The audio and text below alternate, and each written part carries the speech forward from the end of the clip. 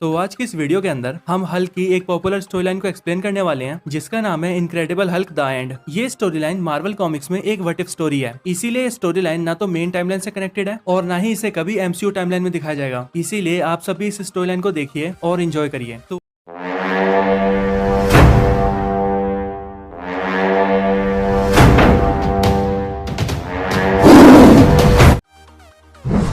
पूरी दुनिया तबाह हो चुकी है और दुनिया से हर एक इंसान का खात्मा हो चुका है। कहीं पर कोई भी जिंदा नहीं है। अगर कोई जिंदा है तो वो है ब्रूस बैनर और उसके अंदर छुपा हुआ हल्क। यहीं पर हम ब्रूस बैनर को देखते हैं जो कि अकेले चलते हुए खुद से कहता है हर तरफ सिर्फ रेडिएशन है, आसमान भी पूरा हरा हो गया है, जमीन सूख चुकी है, जिंदगी का नामो निशान मिट चुका है और हर तरफ सिर्फ सन्नाटा है। ओह, मुझे तो याद भी नहीं कि मैंने आखिरी बार छोटे बच्चों की आवाज कब सुनी थी, ट्रैफिक के शोर को कब सुना था। मुझे तो अब ये भी याद नहीं कि वो आवाजें थी कैसी। ये सब देखने के बाद तो यकीन ही नहीं होता कि यहाँ पर भी कभी जिंदगी थी। मैं तो अब सिर्फ इतना ही जानता हूँ कि अब यहाँ पर सिर्फ सूखे पत्थरों वाली जमीन है और मुझे इस जमीन पर यूं ही चलते रहना है अपनी इस थकान के साथ। इसके बाद ब्रूस बैनर एक जगह पर बैठ जाता है और डूबते हुए सूरज को देखते हुए ये कहता है कभी कभी तो मैं अपना ही नाम लेकर जोर जोर से चिल्लाता हूँ, इसलिए नहीं कि मैं पागल हो चुका हूँ बल्कि इसलिए ताकि मैं ये ना भूल जाऊँ कि मेरा नाम सुनने में कैसा है।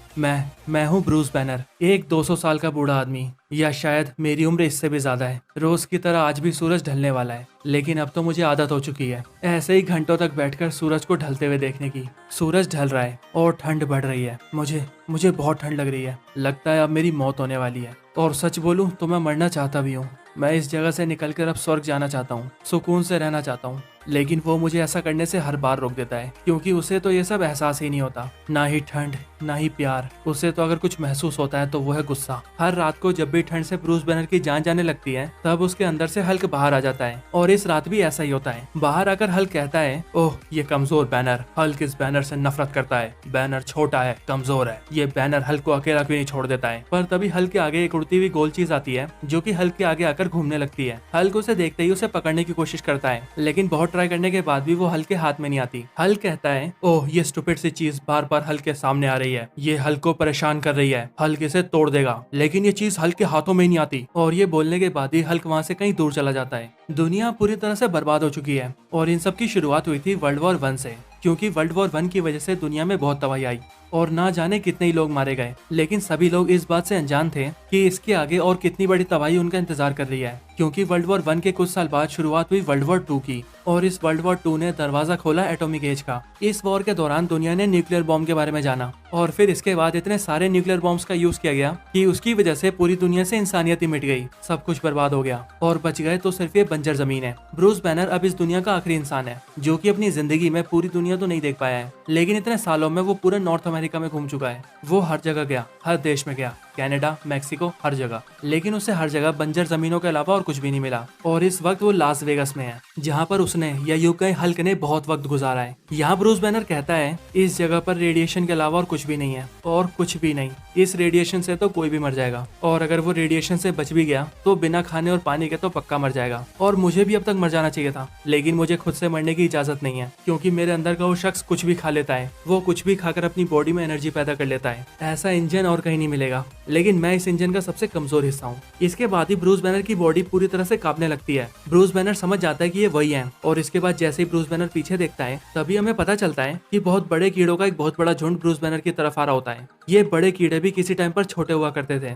लेकिन न्यूक्लियर बॉम्ब्स के रेडिएशन ने इन्हें इतना बड़ा और खतरनाक बना दिया और इसीलिए अब ये किसी मॉन्स्टर से कम नहीं है। ब्रूस बैनर उन कीड़ों से बचकर भागने लगता है, लेकिन थोड़ा आगे भागते ही वो जमीन पर गिर जाता है। ब्रूस बैनर वहां से उठकर भागना चाहता है, लेकिन उसका कमजोर शरीर अब उसका साथ नहीं दे रहा है और इसीलिए ब्रूस बैनर अपनी आंखें बंद कर लेता है और उन कीड़ों के अपने पास आने का इंतजार करने लगता है। ये ब्रूस बैनर का अंत है। पर तभी ब्रूस बैनर को एक आवाज सुनाई देती है, बैनर गेट अप बैनर। और फिर तभी ब्रूस बैनर की बॉडी ग्रीन होने लगती है और वो समझ जाता है कि अब हल्क बाहर आ रहा है। इसके बाद ब्रूस बैनर खुद को देखकर कहता है नहीं हल्क नहीं, लेकिन हल्क पूरी तरह से बाहर आ जाता है और अपने प्रॉपर फॉर्म में ट्रांसफॉर्म हो जाता है। जिसके बाद हल्क उन सभी कीड़ों से लड़ने लगता है, लेकिन वो कीड़े इतने ज्यादा होते हैं कि वो हल्क पर भारी पड़ने लगते हैं और वो हल्क की बॉडी को नोच नोच कर खा जाते हैं। जिसके बाद वो सारे कीड़े वहां से चले जाते हैं। वो कीड़े हल्क की बॉडी को लगभग पूरी तरह से खा जाते हैं। जिसके बाद हल्क की बॉडी का बहुत ही कम हिस्सा बचता है, पर अपने हीलिंग फैक्टर की वजह से हल्क खुद को फिर से हील कर लेता है और वो फिर से पहले जैसा हो जाता है। इसके काफी वक्त बाद हम ब्रूस बैनर को देखते हैं जो कि एक जगह पर बैठकर उस छोटे से फ्लोटिंग बोट के अंदर देख रहा होता है जो हमें इस कॉमिक की शुरुआत से ही हल्क और बैनर के आसपास दिख रहा था। इस फ्लोटिंग बोर्ड के अंदर वो सब कुछ रिकॉर्ड होता है जो बैनर और हल्क करते हैं, और इसीलिए बैनर उसके अंदर देखता है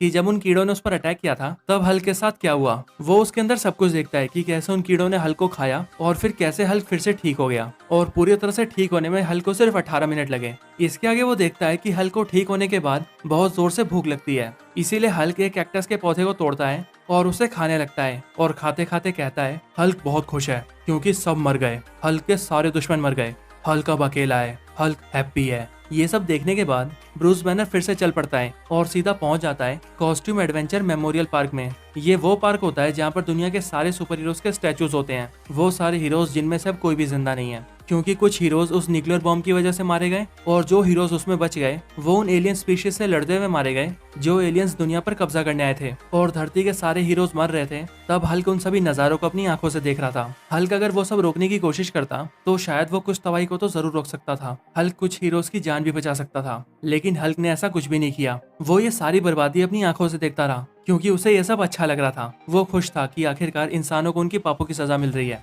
हल्क सोचता था कि ये सारे इंसान हल्क को एक मॉन्स्टर समझते थे, वो हल्क को इस दुनिया से दूर करना चाहते थे, लेकिन उन सबको उनकी गलतियों की सजा मिली है। ये सारे इंसान इसी लायक हैं, उनके साथ यही होना चाहिए था। हल्क को किसी की परवाह नहीं थी, ना किसी बूढ़े आदमी की और ना ही किसी बच्चे की। हल्क के सामने वो सारे लोग रो रहे थे, दर्द से चिल्ला रहे थे, लेकिन हल्क को उससे कोई भी फर्क नहीं पड़ा। हल्क को तो सिर्फ उन सबसे छुटकारा चाहिए था, वो सिर्फ अकेला रहना चाहता था, बिल्कुल अकेला। लेकिन वो मरते और दर्द से चिल्लाते लोग हल्क को परेशान कर रहे थे। हल्क को वो आवाजें बिल्कुल भी पसंद नहीं थी, और इसीलिए हल्क एक गुफा के अंदर चला गया और खुद को उस गुफा के अंदर कैद कर लिया ताकि उसे कुछ भी सुनाई न दे और वो अकेले आराम से रह सके।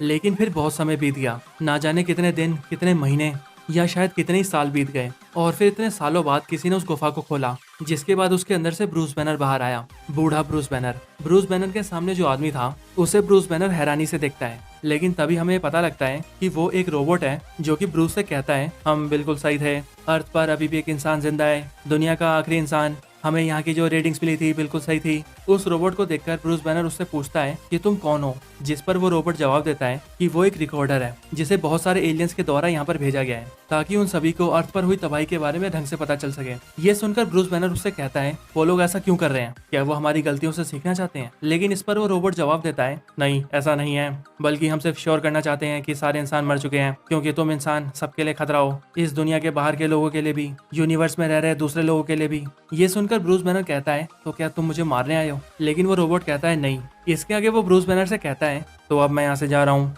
लेकिन मैं इस फ्लोटिंग बोर्ड को यहीं छोड़ रहा हूँ जिससे ये तुम्हारे बारे में सब कुछ रिकॉर्ड कर ले और हमें सारी जानकारी मिले। इसके बाद ब्रूस बैनर ये जान जाता है कि अब इस पूरी दुनिया के अंदर उसके अलावा और कोई भी नहीं है, और इसीलिए अपने अकेलेपन से परेशान होकर ब्रूस बैनर खुद को कई बार मारने की कोशिश करता है, लेकिन हर बार मरने से पहले हल्क बाहर आ जाता है और ब्रूस बैनर को मरने से बचा लेता है। और ऐसे ही हल्क ब्रूस बैनर से और नफरत करने लगता है, क्योंकि हल्क को ये लगता है कि ब्रूस बैनर अपने साथ साथ उसे भी मारना चाहता है। लेकिन फिर ऐसे ही बहुत साल बीत जाते हैं और ब्रूस बैनर हर रोज सिर्फ यही प्रार्थना करता है कि जल्द से जल्द उसकी मौत हो जाए ताकि उसे इन सबसे छुटकारा मिल सके।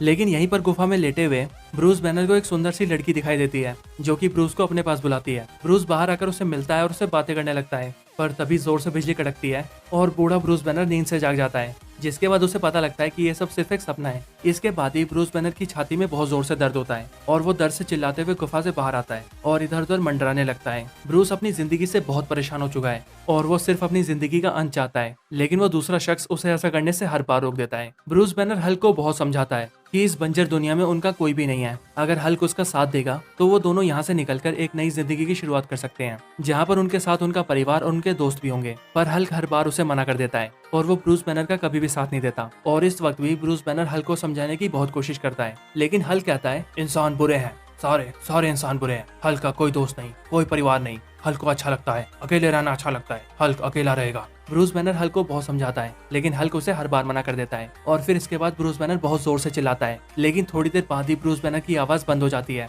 और हल्क बाहर आ जाता है। पर अब हल्क को ब्रूस बैनर की आवाज कभी भी नहीं आती। हल्क के दिमाग से ब्रूस बैनर की आवाज हमेशा के लिए चली जाती है, उसे फिर कभी भी ब्रूस बैनर की कोई आवाज नहीं आती। अब आखिरकार ब्रूस बैनर को मुक्ति मिल चुकी है और हल्क भी अब बिल्कुल अकेला है, जैसा कि हल्क हमेशा से चाहता था। अब इस दुनिया के अंदर सिर्फ हल्क ही है, इस दुनिया में हल्क सबसे ताकतवर है, अब सिर्फ हल्क ही है जो जिंदा है, लेकिन अब हल्क अकेला है और उसे अपना अकेलापन महसूस होता है, और इसके साथ ही उसे महसूस होती है ठंड। और आखिर में हल्क कहता है हल्क को ठंड लग रही है।